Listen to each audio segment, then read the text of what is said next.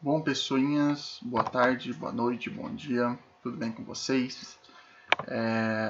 Vamos dar início aqui a uma aula rapidinha, curtinha, tá? Não tem muito que a gente ficar se alongando, para a gente já finalizar a nossa apostila, tá? Essa é a última aula que a gente vai fazer dessa apostila, depois a gente vê como vai trabalhar semana que vem, tá? Mas bom que a gente já termina, a gente já fica livre dessa e a gente já pode fazer as tarefas, eu posso ajudar vocês com algumas outras coisas, tá bom? Então, no último módulo, a gente falou sobre o sistema digestório, expliquei todos aqueles passos para vocês, certo? E depois vocês fizeram aqueles trabalhinhos para mim. Agora, a gente entra numa outra unidade, tá? Que é aquela parte que a gente vai falar um pouco sobre a Terra, sobre algumas coisas relacionadas com a Terra. Em alguns módulos talvez a gente veja um pouquinho sobre a atmosfera terrestre, outros sobre a formação da Terra. Aqui a gente vai falar um pouco sobre a Lua, nossa Lua, e como funcionam os eclipses. Então a gente vai falar os movimentos que a nossa Lua faz, certo? E o que é um eclipse lunar, o que é um eclipse solar. Tá? Bem curtinho, não vou tomar muito tempo de vocês com essa aula, tá certo? Para a gente já ficar tranquilo em relação a isso. Então, vamos lá. A Lua, primeiramente vamos definir o que é a Lua, tá? A Lua é o que a gente chama de satélite natural da Terra, tá? Ela é um astro, né? Um astro celeste parecido com a Terra, que ela é atraída pela força gravitacional da Terra. Sendo atraída pela força gravitacional da Terra, ela fica em um movimento que a gente chama de órbita, e ela fica girando ao redor do nosso planeta. Tá? A Lua ela é composta de rochas também, ela tem uma composição não muito diferente da composição do nosso planeta Terra, e ela aí acaba sendo um satélite que tem várias influências dentro do nosso próprio planeta mesmo. A gente tem maré que é influenciado pela Lua, a gente tem aí movimentos gravitacionais que a Lua faz sobre a Terra, a gente tem influência também um pouco no campo magnético da Terra. Então a Lua, ela de certa forma, ela acaba sendo essencial para o nosso planeta, tá? Todas as formas de vida acabam tendo uma influência pequena ou maior da Lua e acabam aí tendo que são adaptadas para a gente existir em conjunto, né, com esse sistema bonitinho que é a Lua em volta da Terra, tá bom? Quase todos os planetas do nosso sistema solar vão ter satélites naturais iguais à nossa Lua, né? A gente tem planetas que tem 2 satélites, a gente tem Júpiter que tem muitos satélites, Saturno, tá? Então aí varia muito do tamanho do planeta, da composição dele, tá? E da posição dele relativa ao Sol. Mas o que todos eles têm em comum com a nossa Lua? Eles são atraídos pela força gravitacional do planeta que eles estão orbitando, tá? Então a órbita, esse caminho que o astro faz em volta de outro corpo, né, que o corpo celeste faz, ele varia, né, vai variar muito de corpo celeste para outro, mas em teoria esse movimento ele é moldado pela força gravitacional do planeta onde ele está orbitando.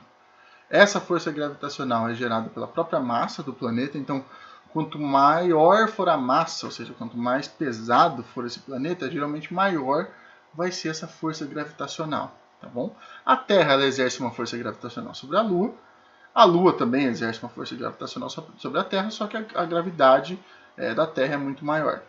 Assim como, por exemplo, o nosso Sol aqui nesse esqueminha que a gente está vendo, ele também acaba exercendo uma força gravitacional na Terra e na Lua. Tá?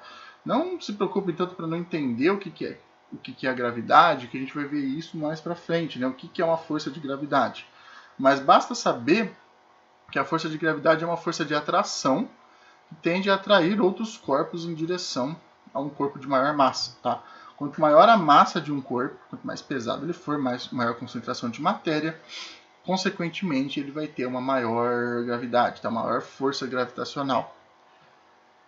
Então, a nossa Lua, estando presa ao planeta Terra pela força de gravidade, ela está em órbita na Terra e ela realiza um movimento que a gente chama de revolução. Tá? O que seria essa revolução?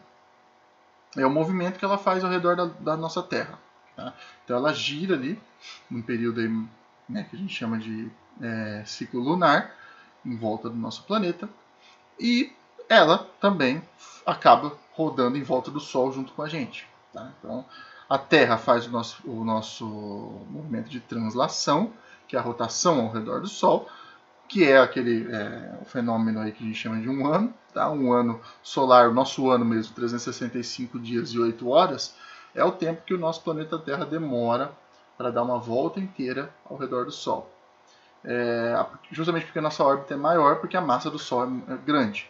Como a massa da Terra é menor que a do Sol, a Lua demora menos tempo para fazer esse processo de revolução ao redor da Terra.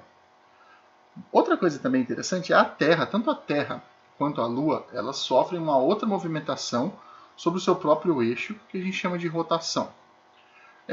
A nossa Terra ela gira, certo? Por isso que a gente tem dias e noites, né? A gente tem esse período que uma face da nossa Terra é exposta ao Sol e a outra face fica escura, então a face exposta ao Sol é o dia e a face não exposta, ao Sol, a gente acaba chamando de noite. A nossa Lua também tem isso, tá? Então vai ter fases onde a Lua vai ser mais visível para a gente, onde ela vai ser menos visível, dependendo da incidência solar que a gente tiver nela ali. Tá? Isso influencia diretamente nas fases da Lua, que é o que eu vou entrar aqui agora com um pouquinho mais de detalhes. Então, a gente tem aí, tá, várias fases da Lua que são relacionadas com a posição delas em relação à Terra e o Sol. Tá? Então, lembrando que a Lua ela tem uma face que ela mostra para a Terra. Essa face é sempre a mesma, justamente porque a revolução dela é sincronizada com essa rotação, então ela acaba sempre mostrando para a gente a mesma face, tá? Sempre a mesma face da Lua que aparece para a gente. Geralmente a face oposta, né, que não aparece para a gente, é chamada de lado oculto da Lua, né? Todo mundo já deve ter ouvido falar, né? O famoso Dark Side of the Moon, tem até álbum de banda que fala sobre isso. É muito bom, por sinal, mas enfim. Essa posição da Terra em relação ao Sol vai indicar qual vai ser a estação que a gente está vivendo. Então, por exemplo, aqui a gente tem esse esqueminha, né? Se vocês acompanharem com o mouse, tem a nossa Terra, tem o Sol. Se a nossa Lua estiver aqui, certo? Ela está na que a gente chama de Lua Nova. Ela não vai ser visível para a gente. Por quê? Porque vocês estão vendo que a luz do Sol está aqui. Essa luz ela vai incidir sobre essa face da Lua, que seria a face oculta para a gente, e não vai incidir na face que está visível para a gente. Então, não tendo iluminação do Sol, ela acaba sendo invisível aos nossos olhos. A gente não enxerga ela, tá? Porque ela não vai refletir nenhuma luz do Sol. Geralmente, quando a gente fala que a gente está em Lua Nova, é quando a Lua está bem aqui na frente entre a gente e o Sol, tá certo? Nessa fase aqui, então, a gente não tem a visualização da Lua, que a gente chama de Lua Nova. A partir disso, né, conforme essa Lua vai girando, vai fazendo aí o seu processo de revolução ao redor da Terra, parte dela, tá, que estava aqui oculta para a gente, vai sendo revelada aos poucos, porque ela vai girando, girando, girando. Quando ela chega na crescente e depois na quarta crescente, parte dos raios solares já incidiram sobre ela. Tá? Quando um raio de luz do Sol incide sobre essas faces da Lua, elas acabam ficando visíveis para a gente porque parte dessa luz reflete e o reflexo é o que a gente consegue ver. Tá? Então, parte aqui disso ela começa a ser refletida e a gente começa a ter uma visão melhor da Lua. Por isso que a gente chama de crescente, porque parece que ela está crescendo, aumentando aos poucos. Né? Na verdade, a Lua não aumenta nem diminui de tamanho. O que aumenta é a nossa visualização dela e a reflexão da luz solar que os nossos olhos conseguem captar. Então, depois que ela chega aqui no quarto crescente, é aquela famosa lua no meio certinho, tá? Todo mundo vê que tem uma lua certinho, a gente chama aquilo de quarto crescente. Aí, depois disso, ela continua sendo crescente ainda, até que nessa fase aqui, o que acontece? Nessa fase, ela está recebendo sol o tempo todo, tá? Quando ela está recebendo sol o tempo todo, toda a face visível dela, a face dela que não é oculta, né? A face visível para a gente, está recebendo uma iluminação em cheio. Tá? Nessa fase, quando ela está recebendo a iluminação em cheio, vocês podem olhar aqui embaixo também, que aqui ó, acompanha o que a gente vê, tá? Esse quadrinho aqui acompanha o que a gente está vendo da Terra enquanto a gente está como observador e um ponto parado na Terra olhando para o céu. Então é isso que a gente vai enxergar.